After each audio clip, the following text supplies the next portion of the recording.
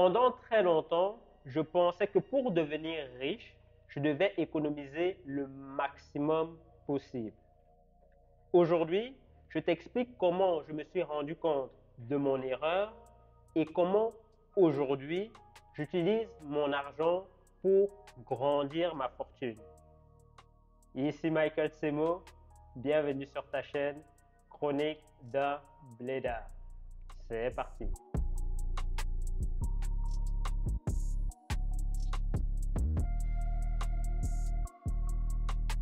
Jusqu'à présent, j'ai eu plusieurs phases dans mon parcours financier. La première phase est celle juste après mon diplôme. J'ai cru que j'étais riche simplement parce que j'étais parvenu à devenir médecin.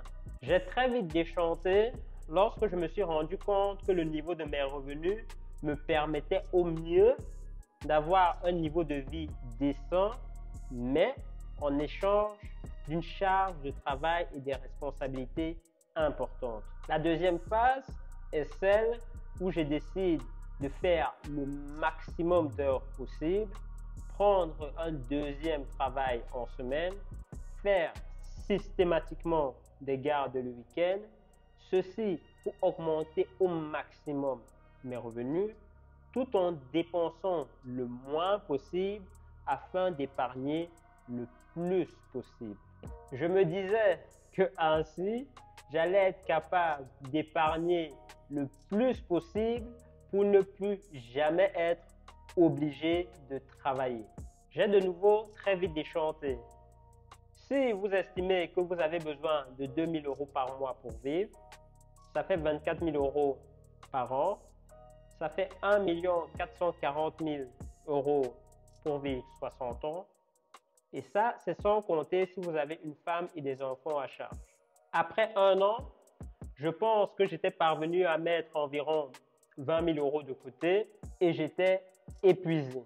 Plus que 72 ans à répéter le même scénario et j'atteignais l'objectif à 100 ans.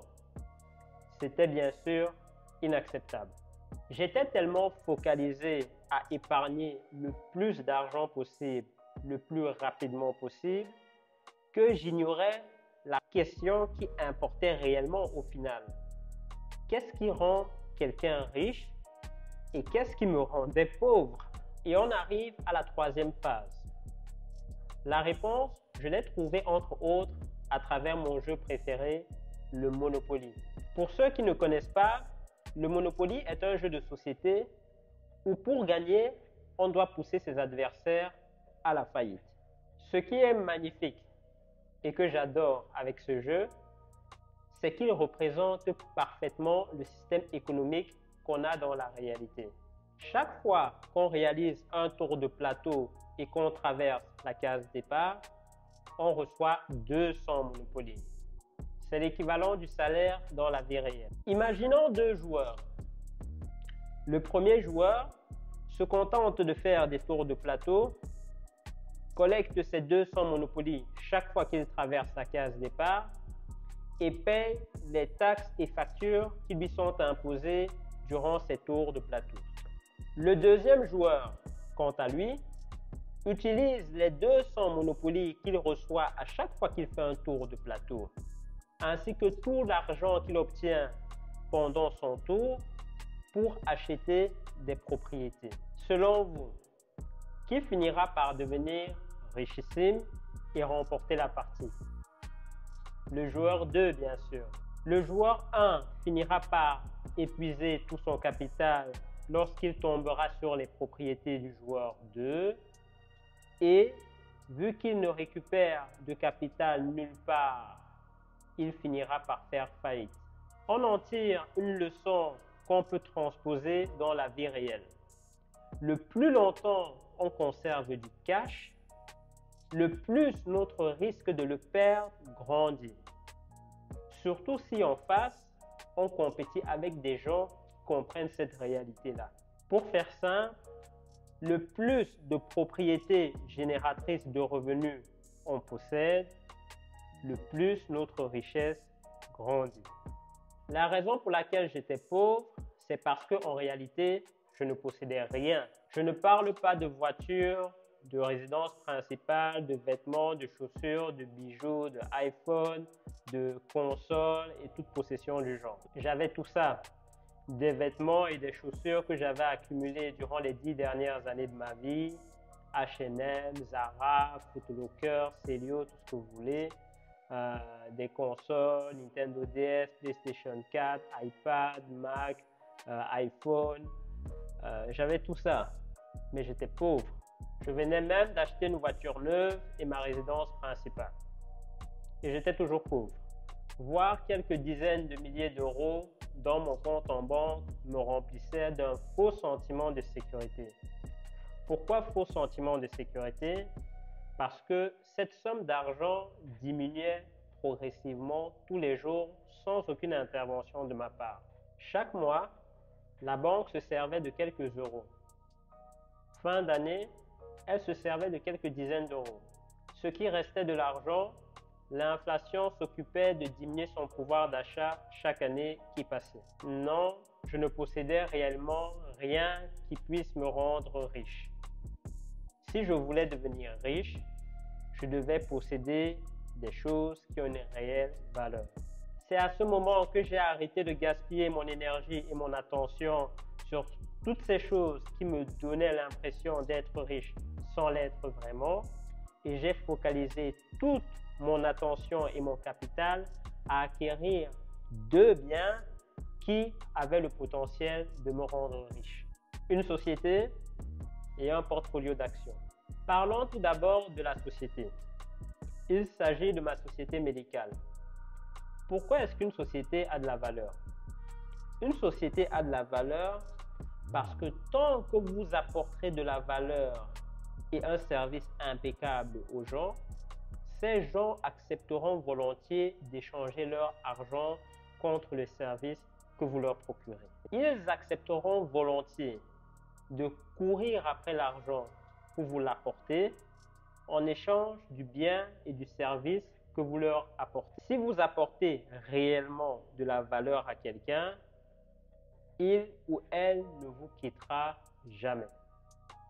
Le problème, c'est que la majorité de personnes n'apportent pas suffisamment de valeur aux autres et s'étonnent de ne rien recevoir en retour. Certains vont même jusqu'à vendre des produits ou des services défectueux et se voient donc dans l'obligation de renouveler le produit à chaque fois lorsque leur réputation devient déplorable et qu'il n'y a plus de clientèle. Si tu veux commencer un business, tu dois te poser ces deux questions. Première question, est-ce que les gens ont besoin du bien ou du service que je veux leur proposer? Deuxième question, est-ce qu'il y a une demande pour le bien ou le service que je veux proposer? Pareil avec cette chaîne YouTube. Quelque part, elle aussi, elle a un business. Quel produit est-ce que je propose?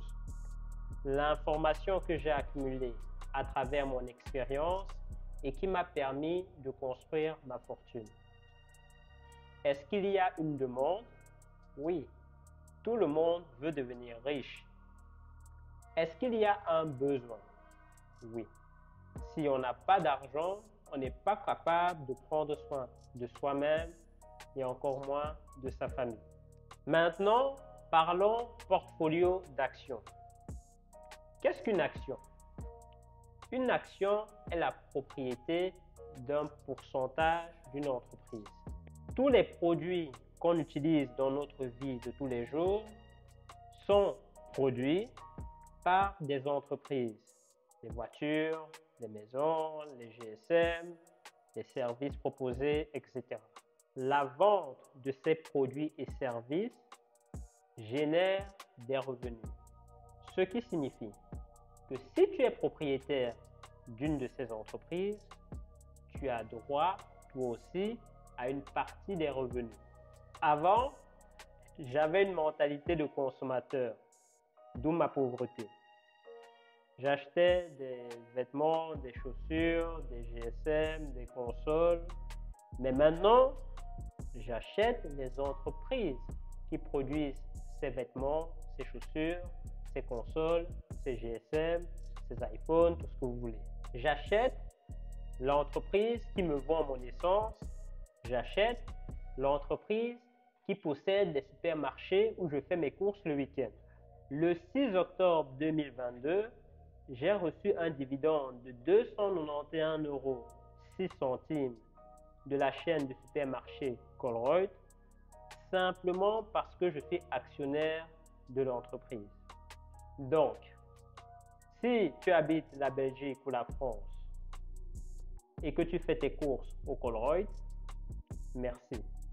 Chaque fois que tu y vas, tu me rends un peu plus riche.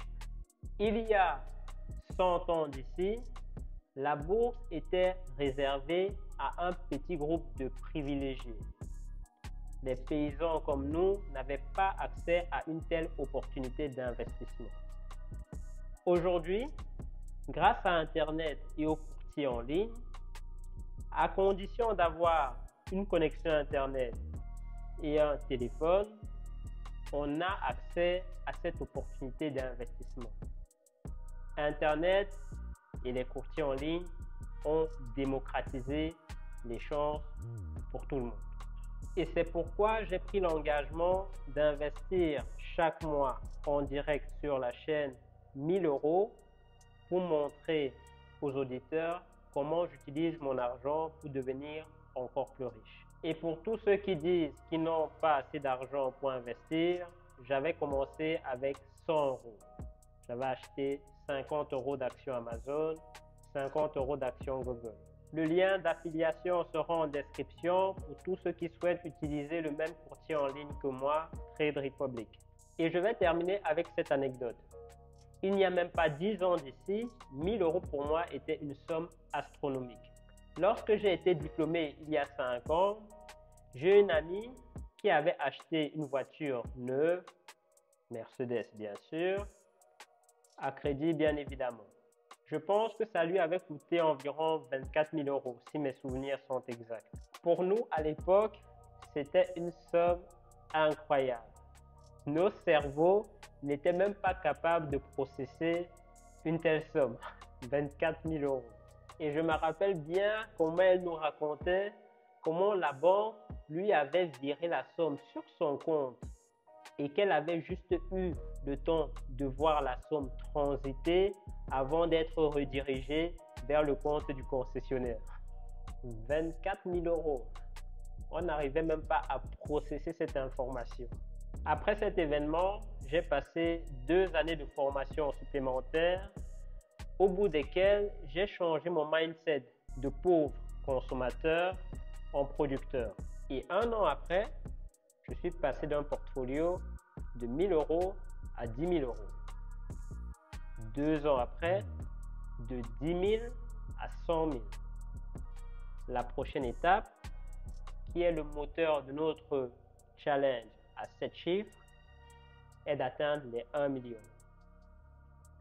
Possède des actifs et ta fortune grandira. See you at the top.